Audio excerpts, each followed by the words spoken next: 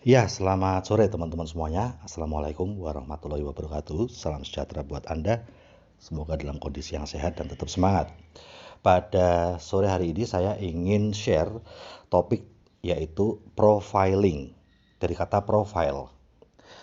Saya dengar pertama kali istilah profiling itu sebenarnya malah justru dari film-film kriminal, ya, film-film detektif begitu. Dan itu ternyata memang betul digunakan, istilah profiling ini digunakan dalam dunia kepolisian untuk mendeteksi atau untuk membuat sebuah dugaan awal pelaku-pelaku kejahatan itu sebenarnya karakter-karakternya tuh seperti apa sih begitu. Ya, masih ingat sekali saya dulu dengan kisah-kisah serial killer atau pembunuh berantai ya yang paling ngetop di dunia itu namanya Ted Bundy ya. Nah, ternyata ahli-ahli profiling, ahli-ahli membuat profil seseorang itu ternyata sudah bisa menggambarkan bahwa pembunuh berantai itu dengan korban-korban yang dibunuh dengan cara seperti ini, itu ternyata profilnya adalah dia adalah orang yang tampil malah kelihatan menyolok di depan umum. Dia adalah orang yang punya prestasi, dia adalah seorang public figure, dia adalah bla bla bla bla bla bla. Nah, ternyata ada ilmunya itu, teman-teman. Yaitu ilmu profiling itu sendiri. Dan sampai hari ini dunia kepolisian itu sangat terbantu dan selalu bahkan menggunakan profiling ini. Apabila misalnya ada tindak kejahatan di mana pelakunya tuh belum tertangkap atau pelakunya bahkan tidak diketahui. Ini siapa ini pembunuhnya? Siapa ini perampoknya gitu ya? Ada sebuah TKP gitu, tindak kejahatan dan tidak tahu siapa ini pelakunya. Namun ahli-ahli profiling itu bisa membuat sebuah rekayasa dugaan-dugaan awal ya pelaku kejahatan seperti ini, misalnya dia pemerkosa atau dia seorang pembunuh atau dia pembunuh berantai itu ada ciri-ciri ya, ada karakter-karakter yang digambarkan sebagai sebuah profiling.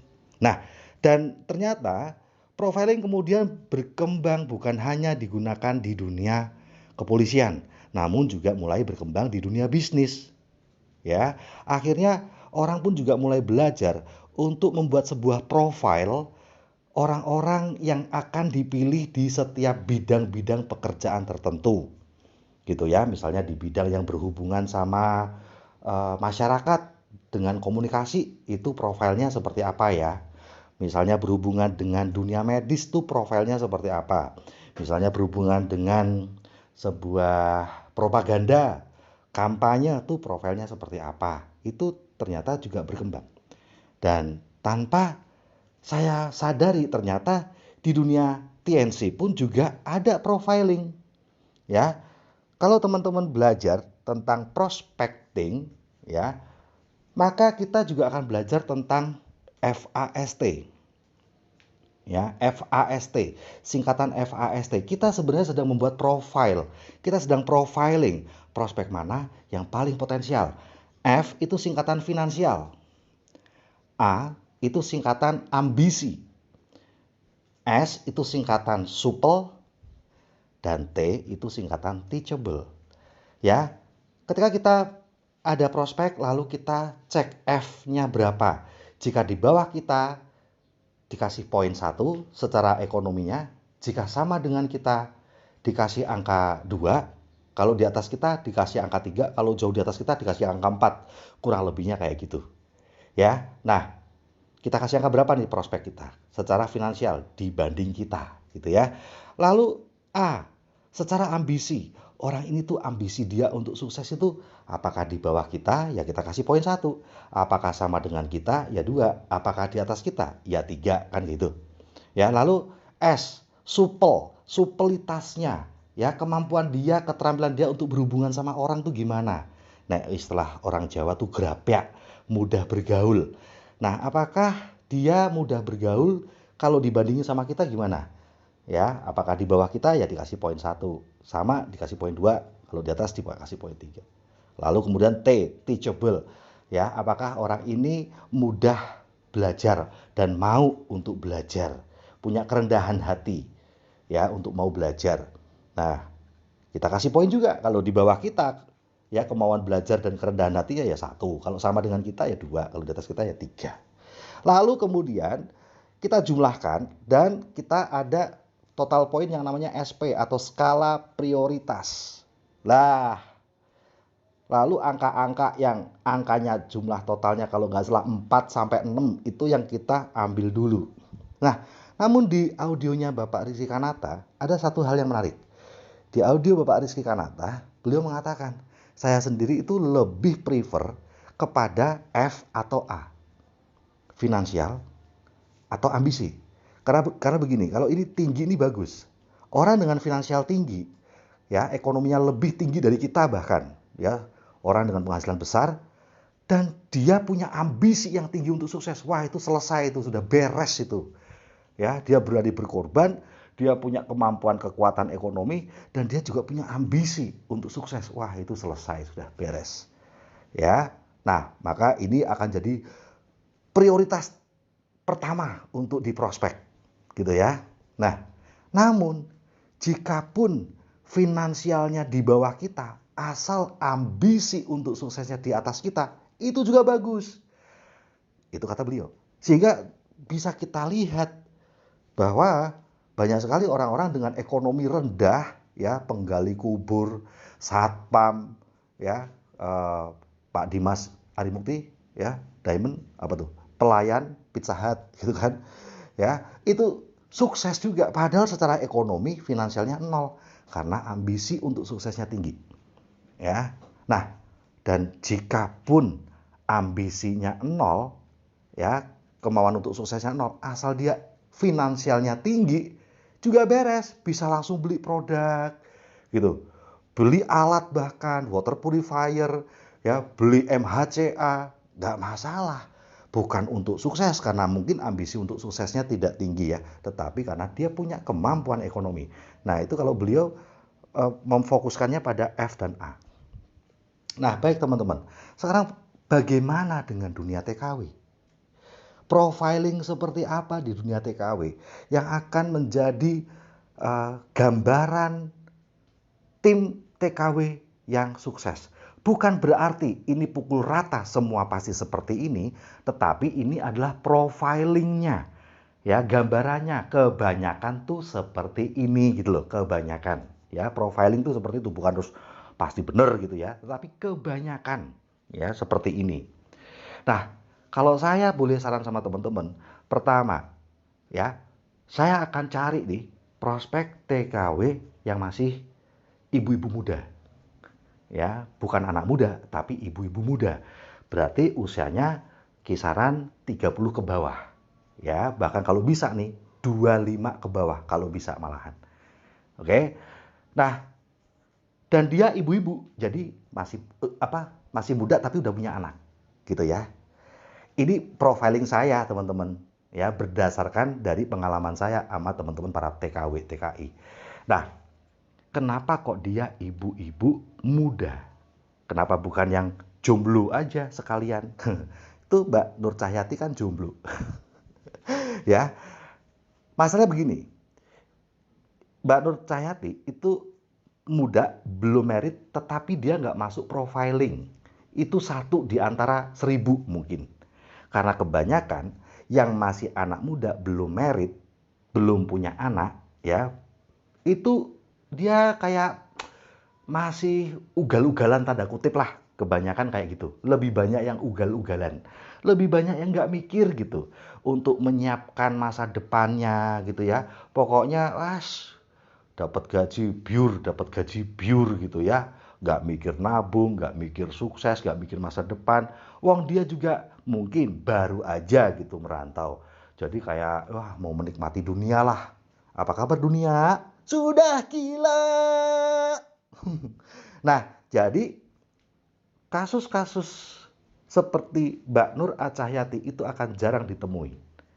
Ya, jadi jangan jadikan patokan bahwa TKW masih muda tapi single dan bisa sukses. Itu barang langka, tidak masuk profiling, ya. Nah, tetapi TKW masih muda dan anaknya masih kecil. Anaknya masih kecil. Nah, ini benar-benar masuk profiling, teman-teman.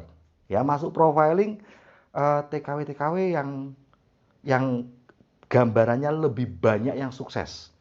Kenapa? Satu, ya, dia masih muda, artinya dia punya impian tuh membaranya luar biasa dan dia punya kemauan untuk berubah itu masih tinggi.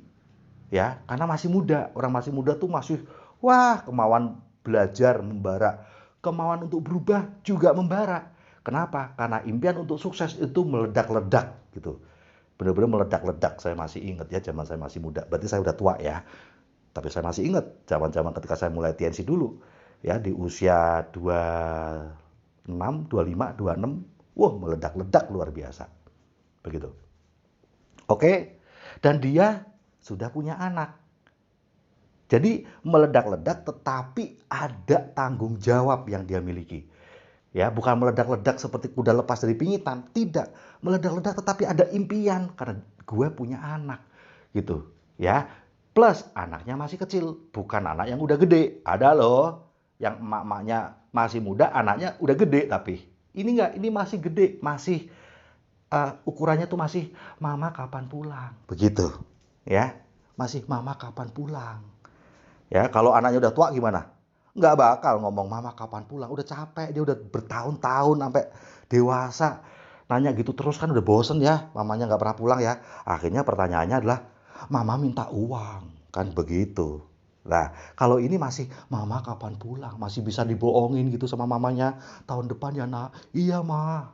Nah, ini anaknya ini karena masih kecil ya, masih TK, SD gitu ya, belum SMP. Jadi dia bahkan nggak minta apa-apa. Dia nggak minta handphone, dia nggak minta baju baru, enggak. Dia cuma minta, mama kapan pulang. Begitu. Ya, terus bisa dibohongin terus gitu sama mamanya. Tetapi mamanya juga meledak-ledak. Mamanya itu masih merasa sangat berharga. Masih ada orang yang mencintai gue. Walaupun suami udah minggat nih, tetapi anakku masih mencintaiku. Kenapa? Kalau WhatsApp, mama kapan pulang? Selalu kayak gitu. Padahal udah disakitin berkali-kali di sama mamanya. Waktu ulang tahun, waktu sakit terima rapor tuh nggak ada mamanya. Tapi tetap aja nih namanya masih kecil ya. Dia selalu polos banget, mama kapan pulang? Nah, ini membuat si mama ini benar-benar masih terikat cintanya gitu. Dia masih punya cinta sejati begitu yang ada di Indonesia. Sehingga ketika dia punya sebuah cara agar dia bisa punya penghasilan dan gak perlu harus ninggal anaknya lagi, itu cara benar-benar mati-matian dia akan jungkir balik lakukan. Bahkan ketika dia tahu bahwa bonus TNC baru 2 juta aja saya berani pulang kok. Karena itu sudah bisa untuk makan keluarga saya dan terutama buat anak saya. Sehingga saya bisa nemenin dia. Dan waktu yang merdeka di Indonesia ini saya mau genjot buat TNC. Biar saya nggak ninggal anak saya lagi. Masih terngiang-ngiang terus mama kapan pulang. Begitu. Ya. Nah, bagaimana dengan yang emak-emak TKW yang anaknya udah pada tuwek-tuwek itu? Ya, yang anaknya udah pada lulus SMA. Ada yang kuliah, ada yang kerja, ada yang merit bahkan ya. Nah, kebanyakan ya, ini profiling loh. Tapi nggak semuanya. Tapi kebanyakan udah nggak nanya lagi kapan mama pulang. Kenapa? Ya masa dia dari TK, SD, sampai SD-nya 6 tahun gitu ya. Sampai SMP, SMP-nya mau lulus. Masa dia nanya pertanyaan yang sama dengan jawaban yang sama juga. Mama kapan pulang?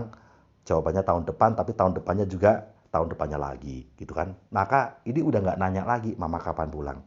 Pertanyaannya adalah mama minta uang kan begitu. Sambil ngasih doa-doa. Yang sehat ya ma, gitu. Jaga kondisi ya ma, minta HP ya ma, kan gitu. Nah, ada banyak sekali anak-anak yang sudah dewasa seperti ini, lalu kemudian dia banyak konfliknya. Ini lebih banyak yang konflik daripada yang tidak. Ya, daripada yang tidak konflik lebih banyak yang konflik. Sehingga apa? Ini emak-emaknya ini mau pulang juga bingung gitu. Kenapa? Aduh, kalau gue pulang gue nggak dapet cinta. Gue nggak dapet cinta dari anak gue. Tetapi kalau gue di rumah majikan, gue dapet cinta. Cinta dari anak majikan. Gitu. Ya walaupun cinta KW ya, nggak apa-apa lah. Kan yang penting tetap judulnya kan cinta. Daripada Yang cinta sejatinya gua nggak dapat dari darah daging. Mendingan ya di rumah majikan dapat cinta-cinta KW lah nggak apa-apa. Yang penting tetap judulnya kan cinta begitu. Hihi. Nah, jadi motivasi dari orang yang anaknya udah gede-gede kayak gini itu kalah, ya, motivasi suksesnya itu kalah dibanding emak-emak yang anaknya masih kecil-kecil gitu. Karena emak-emak yang anaknya masih kecil-kecil itu anaknya selalu nanya, mama kapan pulang. Nah, secara profiling saya akan memilih prospek TKW yang masih muda, umurnya 30 ke bawah atau 28 ke bawah, tetapi sudah punya anak. Dan anaknya masih kecil. Masih kecil tuh masih SD ke bawah begitu. Ini kalau teman-teman lihat, ya, kalau teman-teman lihat, bukti para TKW sukses yang dari profiling seperti ini, itu mayoritas loh.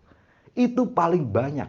Bukan berarti yang di luar profiling ini terus nggak bisa sukses. Kan saya bilang, yang namanya profiling tuh mayoritas, tapi bukan totalitas semuanya. Begitu. Ya. Nah, kita lihat ternyata kalau kita nih punya tim, ya, punya kaki satu, kaki dua, kaki tiga, kaki empat, dengan profiling seperti ini, itu mungkin masuk lebih cepet gitu. Dia belajarnya lebih cepet nangkep gitu ya. Kalau dikasih alat bantu, kaset buku sama pertemuan, oh siap, kan masih muda ya. Nah, kalau yang prospeknya udah jompo-jompo begitu, alat bantunya bukan kaset buku pertemuan, tetapi apa? Kursi roda, tongkat, sama infus. Orang udah tua, dengerin kaset nggak mau gitu. Pertemuan ngorok, ya. Buku ya buat ganjel pintu, ya. Nah, itu profiling aja, nggak semuanya. Saya juga udah tua gitu ya. Anda di antara Anda juga banyak kan yang udah tua-tua kayak saya. Toh kita juga tidak masuk profiling itu, tetapi kita bukan mayoritas. Kita hanya sepintas. Mayoritasnya yang tua-tua ini kalau baru memulai itu sudah angot-angotan. Nah, jadi kalau saya sih lebih senang bekerja dengan profiling ya, teman-teman. Oke. Nah, coba deh mulai sekarang prospecting dan tidak harus lewat Facebook ya, tetapi Anda bisa justru malah lebih mudah tuh kalau ketemu langsung ya di taman, di pasar, ya, di agent begitu kan? Itu malah lebih cepat sekali. Waduh, ini masih muda. Kalau dari Facebook bagaimana? Kita lihat dulu beranda Facebooknya, profiling dulu, lihat. Ya, oh ini masih muda, oh anaknya masih kecil. Tetapi kalau dia cuman isinya cuman merintih-rintih begitu tuh, merintih-rintih, ya karena terhina dina gitu sama si Paijo gitu ya. Udah, itu tidak masuk profiling. Ya, carilah yang profiling yang dia masih ngupload anaknya, dia masih ngupload doa-doa untuk anaknya gitu ya. Tetapi jangan yang doa-doa yang secara radikal begitu, doa-doa yang menyerang agama lain. Wah, itu juga tidak bagus kalau saya nggak masuk profiling begitu ya. Nah, saya akan cari seperti itu. Dan itu malah lebih cepat loh kalau kita lihatnya secara langsung daripada cuma lewat dari Facebook. Tapi kalau dari Facebook pun juga bisa kita lihat profilingnya. Nah, kemudian kalau prospecting teman-teman, ya lihat dulu nih profilingnya. Lalu kemudian jangan langsung cuma ditambah pertemanan. Terus nambah-nambah pertemanan gitu. Enggak, tetapi langsung difokus itu untuk kenalan. Ya, berteman baik dulu gitu ya, ngobrol-ngobrol dulu, apa kabar?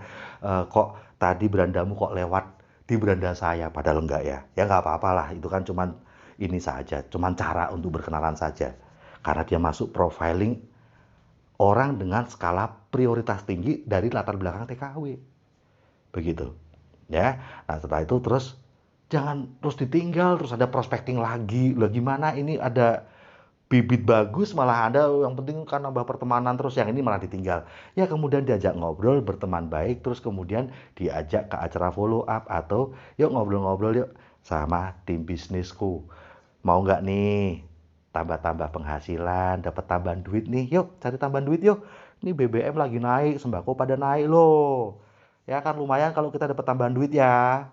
Nggak usah ngomong bisnis, nggak usah ngomong istilah usaha atau bisnis. Ngomong aja yuk, ini ada tambah-tambah duit nih. Kalau ada cara buat tambah-tambah duit mau nggak mbak? Oh apa sih? TNC ya, aduh. TNC mah Males saya, nggak bisa cari orang. Enggak, ini bukan yang cari orang, ini yang dicari orang loh. Ya, cara kita mah caranya dicari orang. Ya, coba nih, Mbak, misalnya nih ada temenmu yang dia itu punya paket produk, dan paket produk itu bisa bikin kulitnya glowing gitu, bisa bikin langsing, terus bodinya bisa kenceng sampai ke payudara juga kenceng. Kira-kira dia perlu cari orang atau dicari orang ya, Mbak? Dicari orang kan? Duitnya banyak loh. Siapa tahu awalnya buat tambah-tambah, ujungnya kita bisa pulang punya usaha itu sendiri. Ya nemenin anak kita yang masih kecil kan, Mbak. Nah, kayak gitu tuh. Ngobrolnya tuh dibuat santai dulu, jangan buru-buru mau diajak sama upline. Nanti Anda latihan ngomongnya gimana?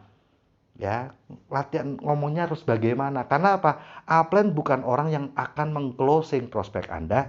Upline hanya menguatkan info-info Anda dan menjadi pihak ketiga yang akan mengedifikasi Anda. Tetapi setelah ngobrol sama upline kan harus ngobrol sama Anda lagi.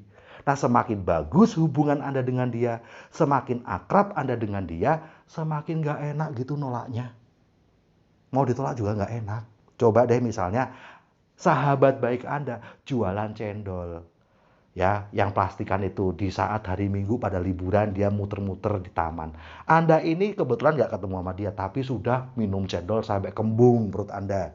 Dari orang lain yang juga jualan cendol karena kebetulan harinya panas gitu ya. Nah, lalu waktu Anda mau pulang, ketemu itu sama sahabat Anda.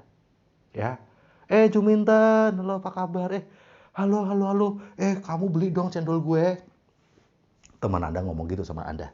Ini tinggal 2 nih, beli ya. Aduh, biar aku nih bisa bawa duit semua gitu, nggak nyisa. Sayang kan? Nah, kalau itu sahabat deket Anda, yang tiap hari ngobrol, tiap hari ketawa ketiwi, gimana? Pasti Anda beli ya. Bukan karena cendolnya enak atau Anda lagi pengen cendol, orang Anda udah habis makan cendol segentong sampai kembung gitu ya. Tetapi karena hubungan baik itu Anda nggak bisa nolak kan? Demi hubungan baik. Ya, Anda akan beli cendol. Nah, jadi teman-teman, Anda mau ngajakin prospek Anda ketemu sama upline, bukan upline yang mengclosing. Tapi yang mengclosing adalah hubungan baik Anda sama dia. Nah, selama Anda nggak punya hubungan baik sama si prospek ini, Anda buru-buru diajak ketemuin sama upline, ya setelah ketemu sama upline, Anda juga kaku sama dia, bingung sama dia. Dan begitu mudahnya dia menolak Anda. Orang tidak sungkan untuk menolak apapun yang ditawarin dari orang asing. Ketika hubungan kita masih belum akrab sama prospek, kita masih orang asing dan dia dengan mudah menolaknya. Tapi nanti jangan kaget, ketika dia ditawari sama tim lain, kok mudah untuk join dia? Kok susah nolak dia sama orang lain? Ya karena orang lain itu nggak buru-buru diajak ketemu sama upline. Dia ngobrol dulu, deket dulu lah hubungannya. Sampai kira-kiranya nih kalau gue tawarin nih bakal nolak nggak ya? Bukan karena bisnisnya, tapi karena hubungannya. Anggaplah dia sampai harus jadi sahabat gitu. Dan itu kan nggak perlu waktu yang lama, itu cuma perlu waktu proses yang singkat aja dalam satu kali diskusi sampai ketawa ngakak. Tentu saja nggak bisa pakai tulisan teman-teman, harus pakai ngobrol langsung gitu loh. Ngakrapin kok pakai tulisan, emang lu pacaran ya, pakai surat cinta, ntar taruh di botol lagi, dicemplungin di kali gitu ya, message in the bottle. Oke, itu aja dari saya, semoga bermanfaat dan gempur GTR untuk tiket Mas Royal. Sukses selalu.